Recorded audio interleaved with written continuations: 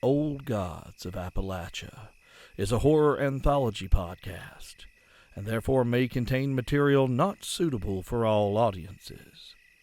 So listener discretion is advised.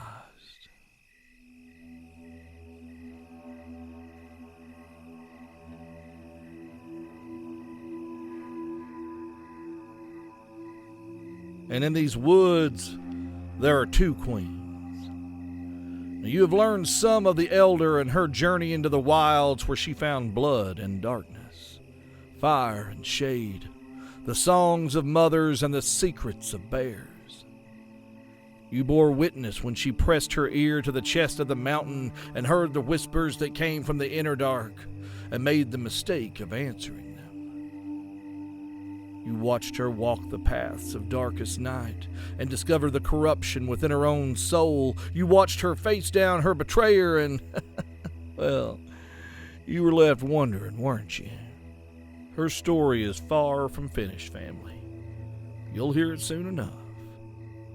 Just not right now.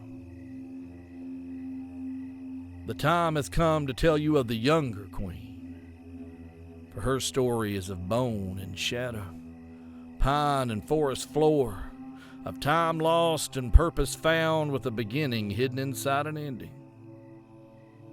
You see, it's thought the younger died in childbirth when she was about 12. She and her babe were buried on the far side of the hill on the other side of the road, far from where any decent folk might go. No one would ever say who the babe's daddy was, because it would cost too much.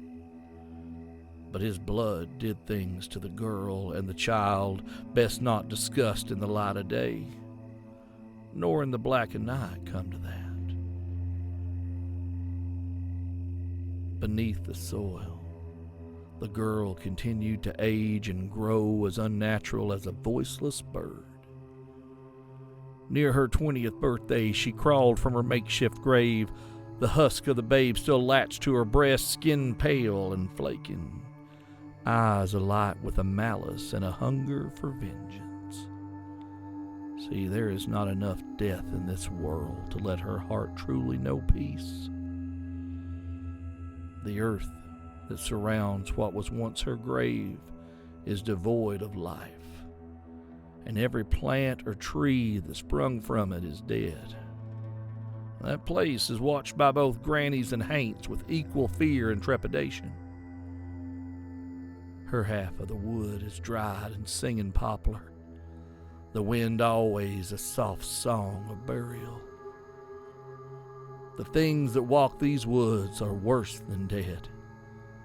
Sometimes rotten things made of flesh, but other creatures born of the sinews of trees, formed of tangled roots and mottled bark, forgotten bones long buried in the palace of the green, raised up and dressed in new raiments of vine and briar, leaves and shadow, carefully crafted into the wondrous and horrible new forms to do the bidding of their dark mother, their matriarch, their monarch. We call her the Dead Queen.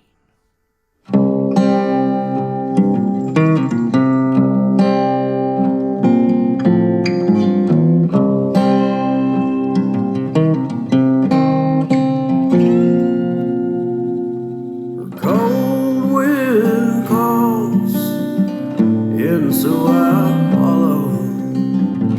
No time to rest these weary bones. I hear her song, and my heart goes hollow. Best not to walk these woods alone. Best stick to the road, stay out of the shadow. Best get on home. Best to leave them ghosts alone.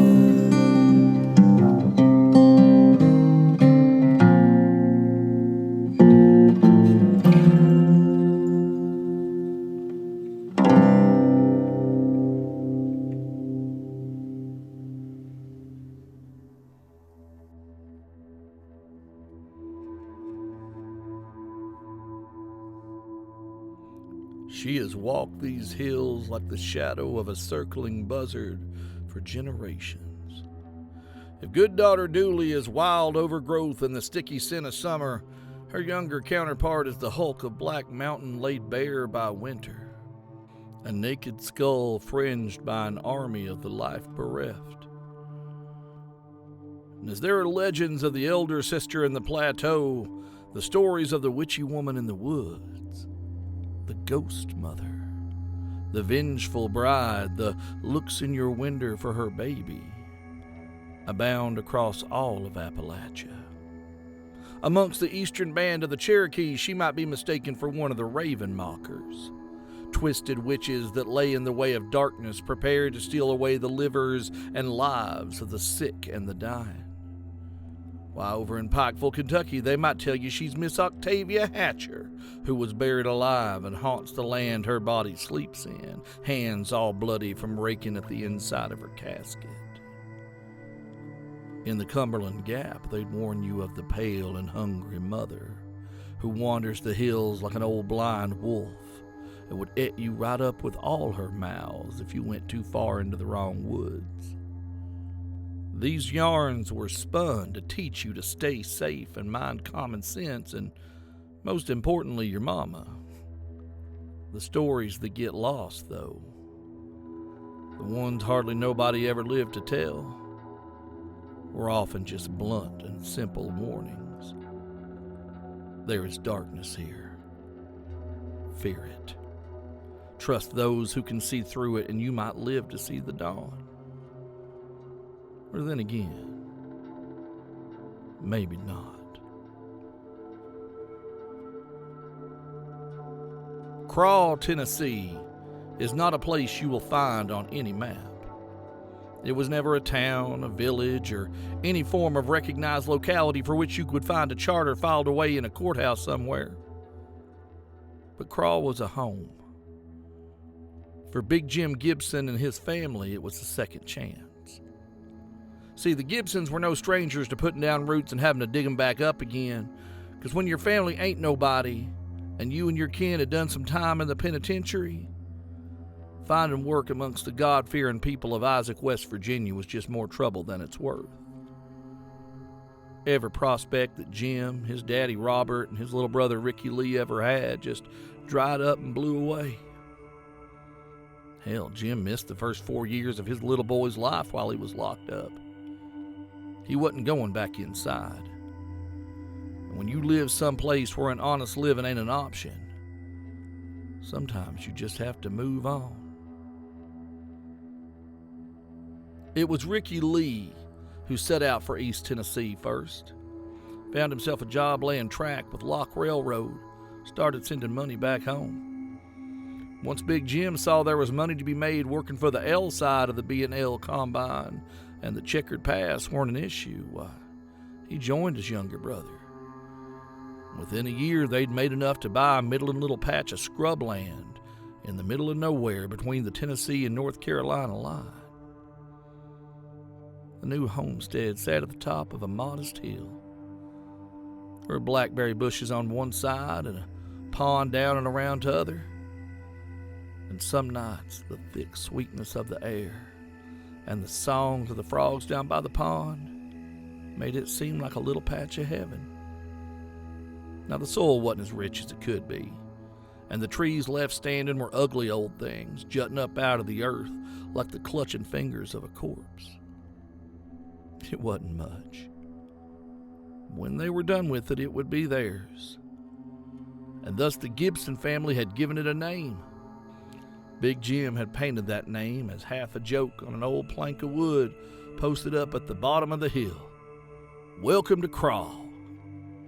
Because you see, this is where they finally stuck. This may not have been the brothers' first mistake, but it would be their last. There's power in a name, family. Believe it and know. Little Caleb Gibson hadn't had many friends. He'd not gone to school in town back in Isaac, and his health had kept him from being as robust an outdoorsman as Big Jim would have liked, but he was a good boy, And his daddy and his uncle and his papa and his mommy loved him. They told him stories of how proud the Gibson boys had stood for the Union during the war, how brave his great-papa had been even when they had to take his leg. Gibson men were tough, and Gibson men were brave. That was documentable, his daddy would tell him when he tucked him in, tickling his boy's ribs with each part of the word. They told him stories that would keep him safe, too. Stories of the woolly boogers that would carry him off if he went to bed without saying his prayers. Long ago stories about a giant looking for his big toe. And of the witch woman who might come in the night and try to carry off little boys who were out of bed after the lights done put out. It's a delicate balance to teach a boy to be both brave enough and scared enough to live in the world at 10 years old. It's a balance that can sometimes go all kinds of wrong. The first time Caleb saw the woman in the woods, he had, in fact, been out of bed after lights out, just like his mommy had told him not to. He'd had a dream that they'd had chickens and cows on their land, that this new homestead had blossomed into the farm his daddy always talked about having, and he was convinced he'd heard them clucking and mooing and carrying on outside. So he snuck down the stairs of the tall pine wood house and peered out the front door. Now, there were no chickens nor cows, of course, and the lot was silent and still. And Caleb got a little bit scared of how quiet it were, if he was honest. See, there's something about living out away from town in the deep part of the night. That part that can't rightly call itself morning, but is deep in the blue-black of a time that is best spent sleeping, so you don't see what passes by your window in the gloom. And he was about to turn and slip back into the house when he saw her. She was standing right on the edge of the property line, right by that one big tree that his papa had said was a hawthorn tree and thus bad luck to cut down. She wasn't that tall of a woman, and she was pale, ghostly so. Her hair hung in tatters about her face, sticks and leaves matted all in it. He could see that from the porch.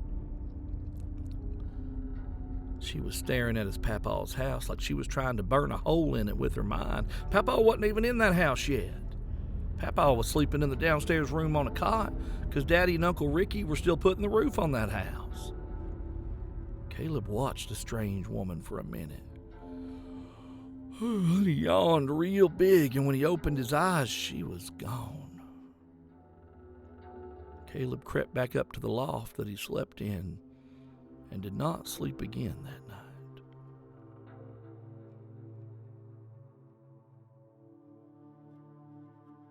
First thing the next morning, Caleb went straight to his mama and asked her about the witchy woman from the old stories. Would she really come and lead you into the woods and give you to the devil if she caught you up after bedtime?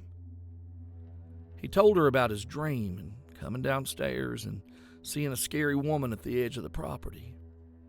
His mama gave him a look for being out of bed, and that look would have probably turned into a smack if she hadn't seen how scared her baby was. Now, honey, Brunetta Gibson began, the witchy woman only comes when you've been real bad. I don't think you've been real bad, have you? I bet you was just dreaming one big dream. You probably never come down them steps last night. Now you just be a good boy and mind your daddy, and I don't think you have to worry about no witchy woman coming to take you. Caleb smiled and felt a little better and went out to start his day. Oh, and that day was a good day. He played in the yard and let the warm September afternoon wash into a cool fall evening. That time of the year when you can feel summer stretch your bones and start to get out of the way for changing leaves and cool mornings. He helped his daddy stack firewood, and they hung the door on Papa's new house. Daddy said Pa and Ricky would be able to move in later in the week. They were doing it. They were making themselves a real home at last.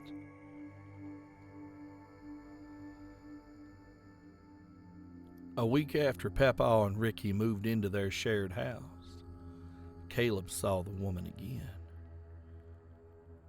He'd been stirred from his sleeping by a ruckus in the side yard.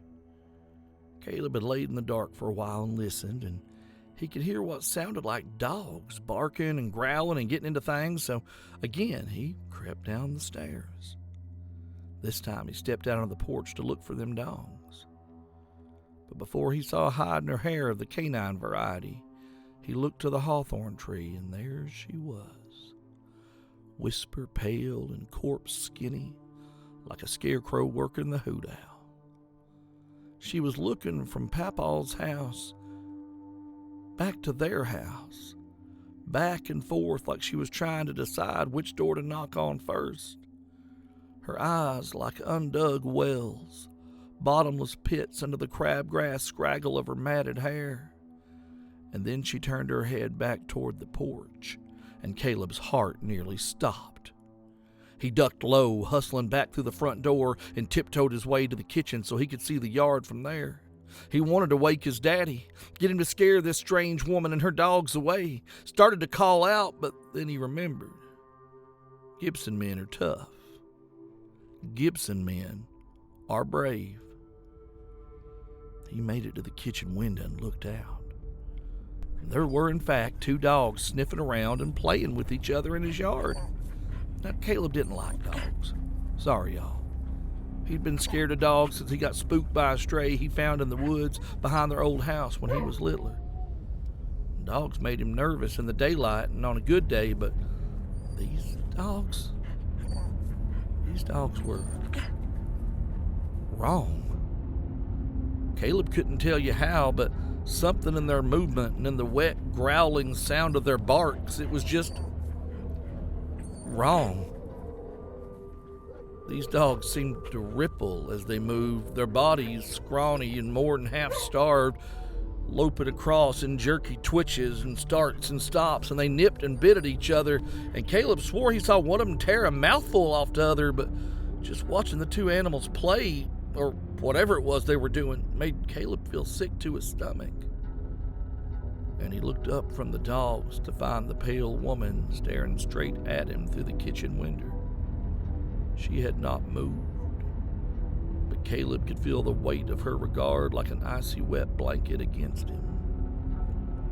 He thought he could almost smell her damp, rotten breath. She raised a hand in a gesture that was almost, but not quite, like a greeting, and the 2 dogs collapsed. One second they were wrestling in the yard, the next they dissolved into nothing, like they'd been made of moonlight and mud, and they just melted silently back into the earth.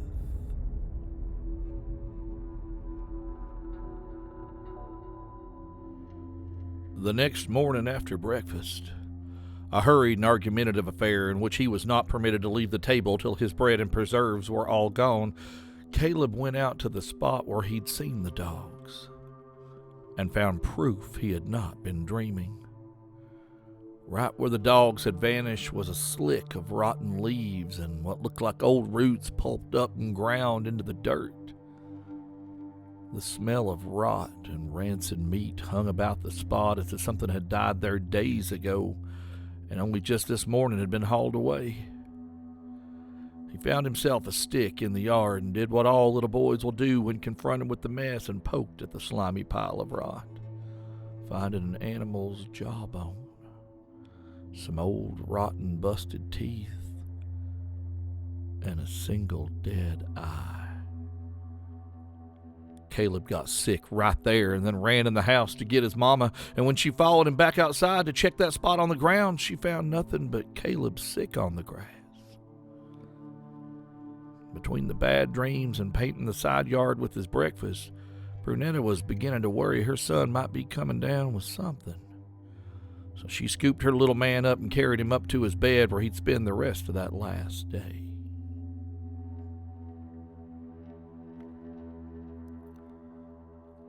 Later that night, while Brunetta Gibson dozed in the rocking chair at his bedside, Caleb woke and sat bolt upright in bed. He was aware of himself, but At the same time, he was sure this was a dream. It had to be. He wasn't doing this. He wasn't telling his body to sit up or try to get out of bed. Well, he tried to wake his mama, see if she was dreaming too. All the same, he swung his legs over the edge and put his britches on and then his shirt, tied up his shoes on the first try. So this had to be a dream because Caleb Gibson was still learning the trick of tying them shoes. And then with every bit of care he'd taken before, he crept down the stairs and went out into the yard. There were no dogs this time. Just that eerie silence that made everything so much worse. But she was there, like a chunk of the moon in the shape of a dead woman, standing vigil by the hawthorn tree. Well, his dream double backflipped itself into nightmare territory as he found himself walking right up to her, try as he might to stop his feet, to turn around and run back to the house where he belonged. Close up,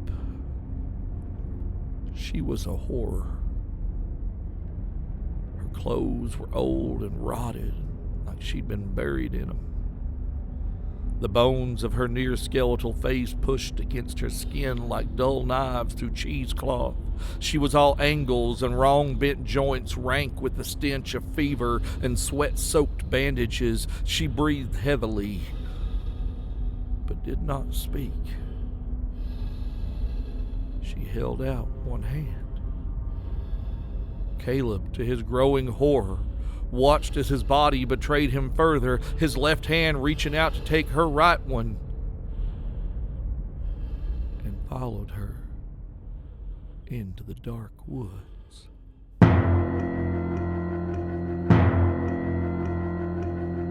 There is a curse upon my every waking breath, and I cannot escape the darkness. Well, hey there, family. Welcome to your first full episode and our first steps into Season 2 of Old Gods of Appalachia in the Pines. Welcome to Crawl, Tennessee, where you have been introduced to the other queen. Now, I know y'all want to know what happens to little Caleb as he wanders into the woods with the old witchy woman. A lot of stories just end that way. Y'all know how we do things around here. And y'all know that's not what's happening here, so we'll go further into the woods next time around. And family, I would be remiss in my duties if I did not ask you to make sure that you complete your social media ritual. In fact, why don't you head on over to oldgodsofappalachia.com, where you can follow us on Facebook, Instagram, tweet into the void with us on Twitter at OldGodsPod. Join the Discord server, which has blown up and is now like over 1,000 plus people. I don't know, a zillion people are on our Discord. It's kind of quiet sometimes, but I feel like it's just blown up in the past little bit. And as always, if you wish to cast your lot with us, if you wish your name to be written on the roll, family, join us on Patreon, patreon.com/oldgodsofappalachia. We have opened a bunch of new upper tiers that have benefits that range from having a character named after somebody in your family or something you come up with, to getting to play test our new role-playing game that will be coming in the new year, to other varied and sundry things, both material and immaterial. Patreon.com/Old Gods of Appalachia. Oh, and by the way, if you pledge $10 or more a month, you get access to 17 episodes of Build Mama a Coffin, along with other fantastic digital exclusives. It's really a good bang for your buck scenario in terms of content. Family, we love you and we treasure you, and we just want to remind you that Old Gods of Appalachia is a production of Deep Nerd Media. Today's story was written and performed by Steve Shell. Our intro music is by Landon Blood, and our outro music once again is by Those Poor Bastards. See you soon, family. Real soon.